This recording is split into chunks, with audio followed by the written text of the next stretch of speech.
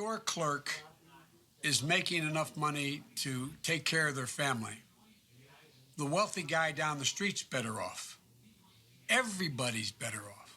You know, when you have a system where the people who you rely on the most are in a position to be able to do their job and do it and live a decent life, that raises your standard.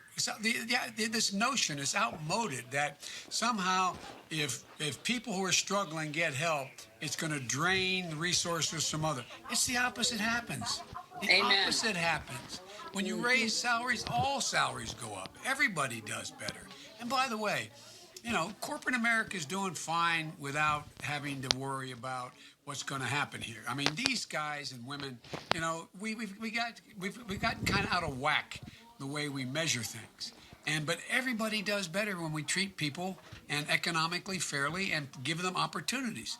Look, I know I'm tempted to ask you another question, but look, we have to take a few questions, and Michelle Kwan is going to read some questions to us that were submitted. And Michelle, welcome, and thank you for all your involvement throughout this effort for both Hillary and before and me. So Michelle, fire away. All right. Thank you so much, Vice President Biden. Our first question comes from Tiffany in Connecticut. She asked, there are a lot of women who are in abusive relationships and are now stuck at home with their abusers. What are ways how women being abused can get help and know that they have a safe place to go? Well, thanks, Michelle. And I'm so glad Tiffany is asking that question. Violence against women is a huge problem, and especially right now. And Hillary and I have worked very hard on trying to end violence against women, wrote that legislation, and it's been one of the leading causes of my life. I've met thousands of domestic violence victims for real, trying to get the law passed and finally getting it passed and working beyond that. And it's heartbreaking to know the suffering they have experienced and are experiencing. But I also know how much courage they have. Our support for victims has to match the courage they show every day. First, I want victims to know they are not alone. The National Domestic Violence Hotline is there for them. It might be hard to make that call when you are essentially trapped in a home because of the stay-in order, the stay-at-home orders that exist. But you can text and you can chat online. So please reach out for help. The hotline can connect you to an emergency shelter. They can help you find a safe place to go. They can provide you to get out of the house safely. And federal and state governments need to do everything they can to help survivors at this moment in time. That means, one, providing survivors a place to live where they can stay safe and healthy. We have violence women's shelters and homes, but we have to move beyond that in this crisis. We should empower FEMA, the Federal Emergency Management Organization, to work with every state so they immediately increase shelter options, including contracting with hotels and motels to provide shelter. Modifications like sleeping in, you know, just to have the idea that we deal with trailers that are available for people as well. You know, we have to also provide immediate economic relief to survivors. No one should be forced to stay with their abuser because they don't have the resources to leave. Particularly, you know, the vast majority of kids in the street are there because their moms are victims of violence. We need to provide survivors. And the way we provide for survivors is we include cash assistance, unemployment insurance, flexible to their needs, and paid safe days and safe leave. You know, we have to make sure all survivors of color, immigrants, survivors of Native American survivors, older survivors, those with disabilities, the LGBTQ community survivors, they all need support. And we have to make sure survivors and services can be connected. I've worked to make that hotline had the state-of-the-art telecommunications. When you call, they can tell where you are. They can get there in a hurry with real police protection if you need it. Now it's time to push again. We have to equip our hotlines and vital service providers with the tools that they need to take care of the person who's calling. There's a lot more to be said about this topic, and today I've released a proposal on how I'd address the scourge of violence against women during this public health crisis, go to joebiden.com. And I hope you'll look them over because there's ways out. The worst thing in the world is being a prisoner in your own home. And so many people are right now. Hillary? Well, Joe, yeah, look, I looked at the policy that you're releasing. It is state of the art. I hope everybody watching goes to your website and starts looking and reading your policies. You've got an incredibly progressive, detailed set of policies already on your website.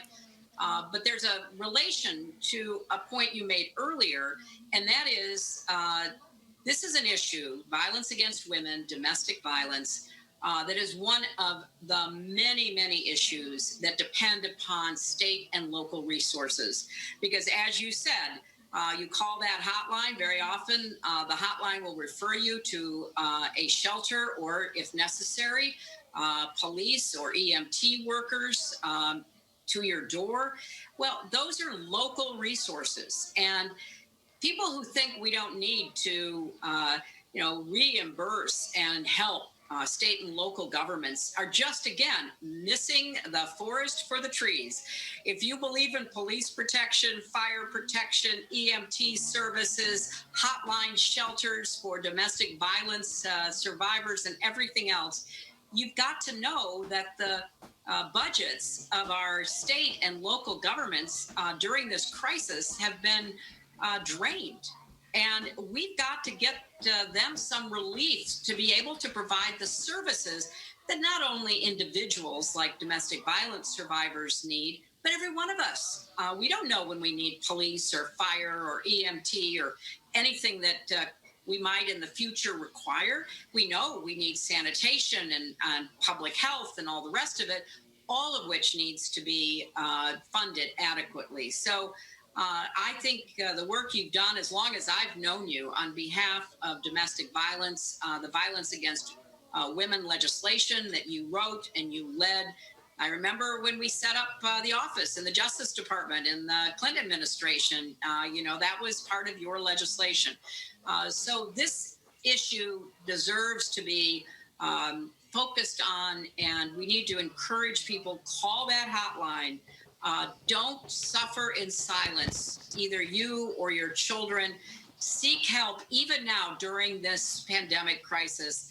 And then let's all resolve that we're going to do even better following the outline of the policy that you've put out to make sure that everyone in every home in America can be as safe as they deserve to be.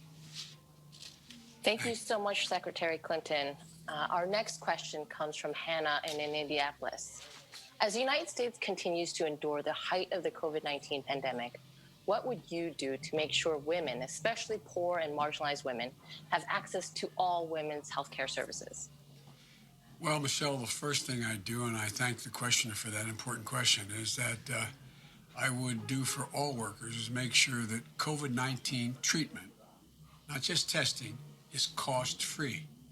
People, even when we had the test, which we don't sufficiently, people who have access are worried to go get the test because they're going to be charged. They believe that. So it has to be cost-free and the treatment cost-free. No one should have to pay $1 out of pocket for that. Now, I've called for that on March the 12th, and it should be part of the next congressional package, I hope. The next thing I would do is help laid-off workers to ensure they can keep their health insurance through COBRA, meaning that if their health insurance is provided by their company, which they pay into, it's really expensive for most families to make up the difference. There's a thing called COBRA. You can keep that insurance. If the company can no longer pay their share, you make up the difference. Well, there have been multiple times more than the existing premium that you should have to pay because your employer is no longer making contributions toward that premium. And so I think the government should make up that difference for people now. And this is a crisis. And Trump and the Congress should pick up the full cost of the COBRA premiums that have to be made up right now, in my view. If you don't have employer-sponsored insurance, we should immediately reopen what's called the open enrollment so that you can sign up for coverage and create an affordable public option that we can do through the Affordable Care Act, which the president is still trying to eliminate right as we speak. And finally, we need to ensure that women have access to all health services during this crisis. Abortion is an essential health care service. It's being used as a political wedge right now, and it shouldn't be. The American College of Obstetricians and Gynecologists and the American Medical Association agree that it shouldn't be categorized as a procedure that can be delayed. It can't. And in this case, healthcare delayed means healthcare denied. States should not be using public health crisis to infringe on a woman's constitutional right. There's more to say, but I know I'm going too long in these answers. Hillary, the floor is yours.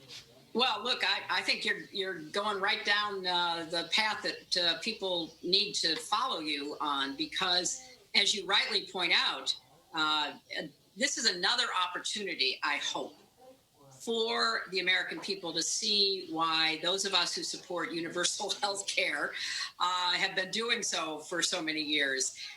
There should not be any question at any time, but particularly at the height of a pandemic, that people will have the health care that they deserve because of cost or availability.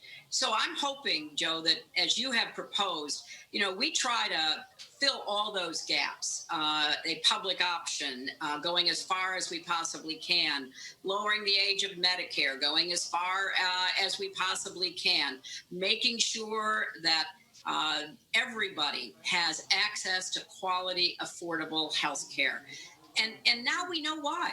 I mean, you can't hide from a virus. We can try to, stay inside and hope that we don't come in contact with anyone who's carrying it. Although with so many people being asymptomatic, it's a little hard to know, even in your daily life, going to the store or the pharmacy, whether you might encounter somebody, which is why we should keep, wearing masks and washing our hands and everything else we're told to do.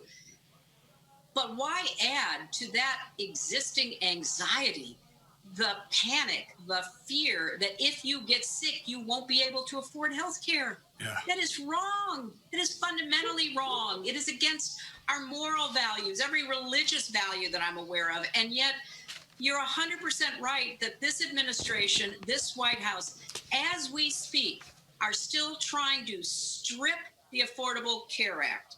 Now, and let's remember one other thing, and I don't think this has gotten enough attention. President Trump is on the record from his trip to Davos in the Swiss Alps of saying that it was time to go after Social Security and Medicare. So, this is a high stakes time because of the pandemic, but this is also a really high stakes election. And every form of health care should continue to be available, including reproductive health care for every woman in this country. And then it needs to be part of a much larger system that eventually and quickly, I hope, gets us to universal health care. So I can only say amen to everything you're saying, but also to, again, enlist people that this would be a terrible crisis to waste, as the old saying goes. We've learned a lot about what our absolute frailties are in our country when it comes to health justice and economic justice. So, let's be resolved that we're going to solve those once you're elected president. I promise you that's going to be my objective. Thank you so much, Secretary Clinton and Vice President Biden. Our last question comes from Asha, a pharmacist from New Jersey. Asha is an essential worker during this crisis and wonders what you do as president to ensure she can do her job safely. Asha, you're one of the people we've been talking about the whole time here, an essential worker. What you're doing is important all the time, but particularly right now, to provide, one, essential workers with all they need for personal protective equipment that you need to do your job safely. I urge the president to use the full authority of what they call the Defense Production Act well over a month ago, not only to surge production of critical protective gear and tests and more, but also to ensure that they're distributed swiftly and in full so that everybody has it, and that means you. And I've also urged the president to appoint what Hillary would have long ago done, a supply commander, someone who, like in the military, has control of all the supplies in the middle of a war, knows where they have to go, controls them, and with broad authority and deep logistical experience to step up and actually command our national supply chain for the critical equipment that you need but others need, working with governors to get all frontline workers the life-saving protection and the equipment they need. And also, all workers like yourself who are putting their lives on the line should receive, in my view, premium pay. Now, premium pay is no substitute for personal protective equipment. It's not. And it's not a substitute for worker safety. But we have to do as much as we can to support the millions of brave workers like you who've stayed on the job, keeping the country running. I support what's called, that the Democrats are pushing in the Congress, pandemic premium pay. Increase essential frontline workers that both the Senate and the House have proposed, that in fact gives you more income. We need to make sure that if you, God forbid, get sick, you get paid time off as well. We need to make paid sick leave available to every worker and make sure it's not just a temporary thing. If you get sick, you're not forgoing a paycheck to stay home. Now look, if you get sick, you shouldn't have to go to work because you're worried about a paycheck, especially now when we're worried about the spread of this dangerous disease. It's critical that essential workers can stay home when they get sick and don't spread the disease. And we need to provide 12 weeks of paid family, medical leave so you can take care of your loved ones. And look, folks, the whole idea here that's become clear, in my view, if you excuse the addendum here, you know, when the president went to Davos and talked about, and I remember when I was making this case as vice president saying that the Republicans are going to try to cut Medicare and Social Security, he said, no, they're not going to do that. That's been their objective. God love Paul Ryan. He set out to do that, and the president hadn't given up on that cause. And the cause is what we should be doing right now is a lot of our senior workers who are very old need an additional amount of Social Security now during this crisis. We should be increasing their Social Security payment while this crisis moves forward, while we reform the whole Social Security system to provide for the ability of people who have had their pay cut, their Social Security payment cut because their spouse has passed, for a whole lot of reasons it happens. We should make sure that they, in fact, are able to get more, not less. And we can do that by changing the way we fund Social Security. I won't go into the whole deal. But in the meantime, right away, we should be giving help right now, an extra $1,000 to people who, in fact, are on Social Security that, in fact, are struggling on the limited amount they're getting if they're at the low end of that scale. But at any rate, there's a lot more to talk about. I'm sorry. As I said, this is like one of our breakfasts. Either Hillary's person will be coming in saying, Madam Secretary, or my guy will be coming in saying, no, Mr. Vice President, the president's waiting. And usually when we walk in late to a national security meeting with the president, and he'd look at both of us like, where in the hell have you been? At any rate, but thanks, Hillary, for everything. I really appreciate it. But I really, anyway, I know you're going to answer that question as well, but thank you. Oh, listen, a lot of good memories. You're absolutely right. You know, and when you mention Social Security, I have long advocated, and I know you agree, that we need to fix the disadvantage that women unfortunately bear under Social Security. Because when you take time out to care for children or an ailing spouse or ailing parents, you're out of the workforce and you don't get the credit that you need to be able to have a more secure retirement when that becomes possible. So the Social Security system, Medicare, they should not be in the bullseye target of this president and all of his plutocratic allies. They need to be helped to be strengthened and improved so that they actually do provide the quality of care that they should be and the amount of income that they should be offering. And on a final note, Joe, I would just say to Asha, who is on the front lines, and thank you so much, because clearly we can't get through this without you and the millions of others who are doing what you're doing. This election really is a referendum on what kind of future we want for you and for all of the people in our country, but particularly those frontline workers, those folks who have been really put under enormous economic pressure, the many millions that are now applying for unemployment. We got to fix our systems, friends. I mean, we've kind of just, moved along on top of them, trying to protect what we had against the concerted, relentless effort by too many on the other side to rip away what we did have.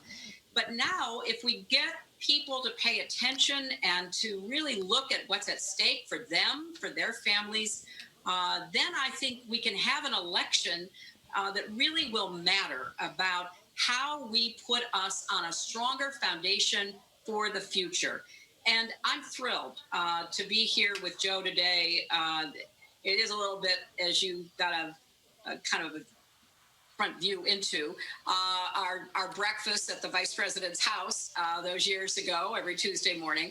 But more than that, what Joe's trying to do, what his candidacy is about, what his campaign stands for, is a much better, safer, healthier, stronger future for every single American today and those who come after us. So, Joe, thank you. Thank you for your leadership. Thank you for your friendship. And this was a lot of fun. I appreciate the chance to, join you virtually in your basement to talk about issues that really matter to us and to millions and millions of other Americans. Well, I have to tell you something completely honestly, straightforward. I wish this were us doing this and my supporting your reelection for President of the United States. You won the majority of the vote. I think the way in which some of the states acted was just, anyway, we would not, we'd have problems. We'd have the pandemic, but you would have already been prepared for it. Still would have been hard, but you would have done a lot to keep us from getting in such a dire strait. Well, I'll tell you one thing I would have done, Joe, which you know so well. I would have read my daily intelligence briefings that were sounding the alarm since January, but apparently this president doesn't do what we used to do. I did the foreign policy brief this morning, which I do every morning with people who you know really well. Former Secretary Blinken, Tony Blinken, and a whole bunch of folks, Tom Donilon, a whole range of people who were, they were reading to me. We were talking about what happened, that article in the Washington Post, and yesterday, and how many times the president was explicitly, by his national security team, warned of this pandemic. Warned about it, saying what had to be done. I think it was close to like 8 or 9 specific times, resulting in some of those folks in the intelligence community either being fired or just going underground. I mean, not being paid attention to at all. I mean, you and I have had, and you even more than me as the Secretary of State, I sat every single day with the president and got a national security briefing. And when you weren't traveling the world, you were at every one of those. And the idea that we would have been warned more than a half a dozen times explicitly by the Intelligence Committee of what was coming, what had happened, what China wasn't doing, etc., and then be out there complimenting what a great job China was doing. It's just beyond, and I assume, I shouldn't assume anything, but my guess is you would have read, that's what you're talking about. The question is, did he just not read what we used to call the PDB, or did he read it and not care? I presume, to give the more generous view, that he just didn't read it, which is a totally ungenerous view. I mean, but I can't fathom it. And look what it's done to the intelligence community and its sense of whether or not it brings bad news to a president. Anyway, that's a whole other subject. Maybe we should talk about one day. But look, I want to thank everybody. I want to thank Hillary for joining us in this conversation today. And Hillary, I'm going to keep calling and asking for your advice The coronavirus is shining a bright light on the equities in our country, and there's so much work to do, but I have no doubt we can meet these challenges brought on by this virus if we work together. The American people have never, not a joke, I know you're tired of hearing me say this, have never, ever, ever, ever let the country down, given half a chance. They're tough. There's no quit in America. They're prepared, but we got to do it together. And it's great being together with you, Hillary. Thank you. And Michelle, thank you so very much. Appreciate it. Thank you, everyone, for being in and listening.